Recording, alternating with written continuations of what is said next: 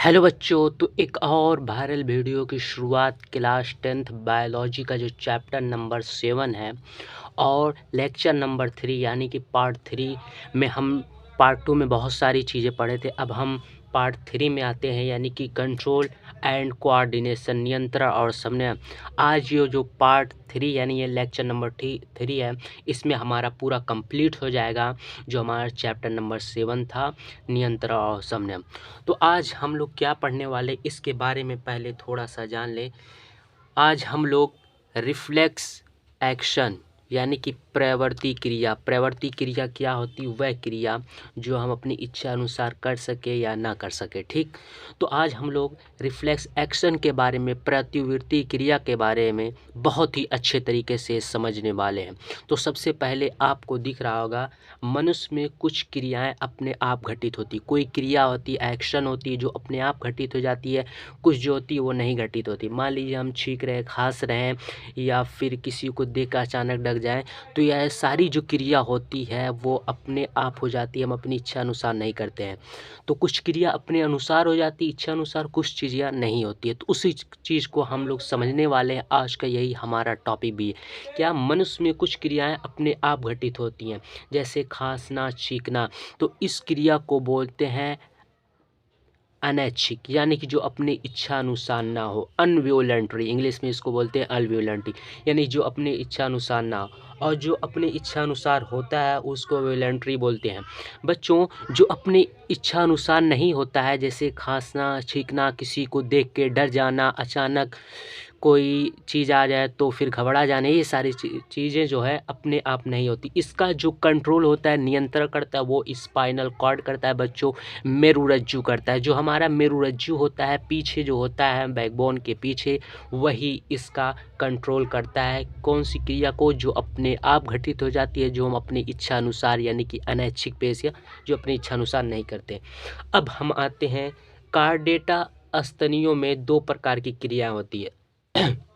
बच्चों, जो reflex action होती है, प्रवृत्ति क्रिया होती है, ये 2 प्रकार की मानी जाती है। इसके आगे अभी हम पढ़ेंगे। फिलहाल आज हम पढ़ते हैं कार्डेटा स्तनियों में 2 प्रकार की है, ऐच्छिक क्रिया और अनैच्छिक क्रिया। मैंने अभी बताया है कि वॉलंटरी एक्शन और इनवॉलंटरी, यानी कि जो वॉलंटरी एक्शन होते हैं यानी कि ऐच्छिक क्रिया, ये नियंत्रण होती है मस्तिष्क के द्वारा। जो हमारे सेरेब्रम होता है, सेरेब्रम जो मस्तिष्क का सबसे बड़ा भाग माना जाता है, प्रमस्तिष्क, ये मुख्य केंद्र भी होता है, इसका कंट्रोल कौन करता है, ऐच्छिक, यानी कि ऐच्छिक पेशियाँ, ऐच्छिक जो क्रियाएं होती हैं उसका जो कंट्रोल होता है वो प्रमस्तिष्क यानी सेरेब्रम के द्वारा होता है। और जो अनैच्छिक क्रियाएं होती, इंग्लिश में इसको बोलते हैं इनवॉलंटरी एक्शन। बच्चों, जो अनैच्छिक क्रियाएं होती है इसका जो नियंत्रण होता है, कंट्रोल होता है, वो मेरुरज्जु द्वारा होता है। ठीक, अब हम आते हैं प्रवृत्ति क्रियाएं के प्रकार, यानी कि कितने टाइप के प्रवृत्ति क्रियाएं होती है, रिफ्लेक्स एक्शन कितने टाइप का होता है।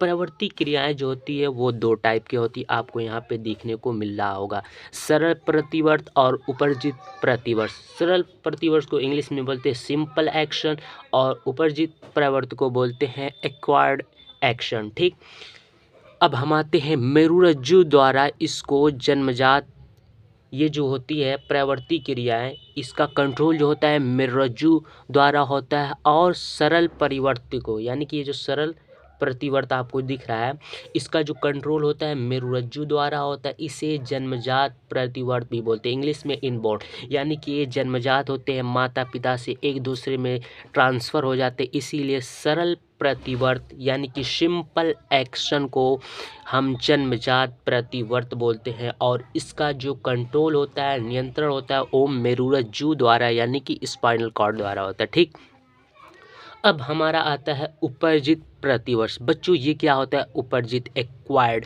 ये जो होता है इसका जो कंट्रोल होता है मस्तिष्क और मेरुरज्जु जो होता है दोनों इसका कंट्रोल करता है, यानी कि उपर्जित एक्वायर्ड एक्शन का कंट्रोल जो करता है, नियंत्रण करता है, वो मस्तिष्क और मेरुरज्जु दोनों का होता है।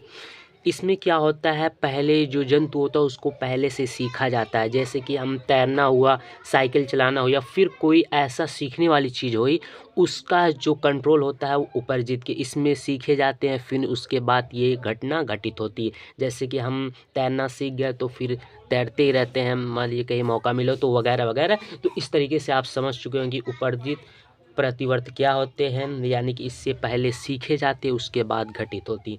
अब हम आते हैं थोड़ा सा यहाँ पे क्यूज हम लाए हैं कुछ इम्पॉर्टेंट, जो आपके लिए बहुत ही ज़्यादा इम्पॉर्टेंट है, जो मैंने फर्स्ट लेक्चर, सेकंड लेक्चर और थर्ड लेक्चर में बताया उसका पूरा मैंने समरी यानी कि सारांश यहाँ पे लिख दिया है, और उस पे कुछ क्यूज हैं जो आपके दिमाग को पूरी अच्छी तरीके से खोल देंगे। तो मैं क्वेश्चन आपके सामने ला चुका हूँ और उसका सोल्यूशन भी अच्छे तरीके से यहाँ पे दिया। बच्चों पहला हमारा क्या है कि ताप नियंत्रण यानी कि टेम्परेचर कंट्रोल केंद्र स्थित होता है, यानी कि जो टेम्परेचर का जो कंट्रोल करता है वो कौन करता है, वो हाइपोथैलेमस यानी ताप नियंत्रण केंद्र स्थित होता है हाइपोथैलेमस के द्वारा। मैंने आपको फर्स्ट और सेकंड लेक्चर में बताया क्या होते हैं हाइपोथैलेमस। और दूसरा है कौन सी तंत्रिका जीभ को नियंत्रित करती है। बच्चों मतलब कहने का ये हुआ कि जो हमारी जीभ होती है इसका नियंत्रण कंट्रोल कौन करता है, तो ग्लासोफेरिजियल्स ये जो होता है ये जीभ का कंट्रोल करता है। अब एक इम्पॉर्टेंट चीज़ ये है इसमें कि तीसरा जो है अनुमस्तिष्क यानी कि सेरेब्रम जो होता है, सेरेबेलम इसको बोलते हैं इंग्लिश में, अनुमस्तिष्क का मुख्य कार्य है, यानी कि जो सेरेबेलम होता है बच्चों उसका जो सबसे खास जो सबसे मुख्य कार्य है वो क्या है, वो संतुलन यानी कि संतुलन बनाए रखने का काम करता है अनुमस्तिष्क। और चौथा है पार्श्व मस्तिष्क में, यानी जो पीछे मस्तिष्क होता है, पीछे वाला जो दिमाग होता है बच्चों उसमें कितने पार्ट होते हैं ये पूछ लिया करता है। तो आप उसमें जो हमारा पीछे का जो दिमाग होता है पश्च मस्तिष्क, इसको हम कह सकते हैं कि 3 पार्ट से मिलकर बना होता है। पहला पार्ट मेडुला, सेरेबेलम और पोन्स। पोन्स, सेरेबेलम, मेडुला मिलकर हमारे पश्च मस्तिष्क का निर्माण करते हैं। अब हमारा आता है मस्तिष्क का कौन सा भाग पेशियों के संकुचन, यानी कि जो हमारी पेशियां संकुचन करती हैं उसका जो कंट्रोल होता है, नियंत्रण होता है, वो कौन करता है, वो सेरेबेलम करता है। अब आता है श्रवण का नियम। जो श्रवण का नियमन करता है यानी कि कंट्रोल कर, जब हम सुनते हैं कोई चीज़ को और फिर अनसुना कर देते हैं ना, तो ऐसे कोई चीज़ कोई बुलाया तो मैंने सुना और अनसुना करी, उसका जो कंट्रोल होता है वो कौन करता है, टेम्पोरल पिंड से। टेम्पोरल पिंड जो होता है वो बता देता है कि मैं सुन रहा हूँ कि नहीं सुन रहा, यानी कि उसका कंट्रोल सुनने और ना सुनने का जो कंट्रोल होता है वो टेम्पोरल पिंड से होता है। अब एक बहुत ही इम्पॉर्टेंट चीज़ यहाँ पे आपको देखने को मिलेगा, उसके बाद ये हमारा जो लेक्चर होगा वो कंप्लीट होगा। उसके बाद हम अगला जो हमारा चैप्टर होगा बायोलॉजी का यानी कि क्लास 10 का, उसमें फिर हम डिस्कस करेंगे क्या है अगला जो लास्ट है, वो दिन रात देखने की क्रिया। जो दिन रात हम देखते हैं किसी चीज़ को, क्रिया शंकु द्वारा होता है, यानी कोन हमारे जो रेटिना होती है उसमें 2 सेलें होती, एक डंडुआकार सेले, एक को शंकु, कोन और रोड, ये 2 सेलें होती जो हम दिन रात देखने की जो क्रिया करते हैं वो कोन द्वारा करते हैं। तो उम्मीद करता हूँ आपको अच्छे तरीके से समझ में आ गया होगा कि क्या होते हैं रिफ्लेक्स एक्शन। इस पे मैंने क्यूज भी दिए, बहुत ही अच्छे तरीके से मैंने बताया कि ये कितने टाइप के होते हैं।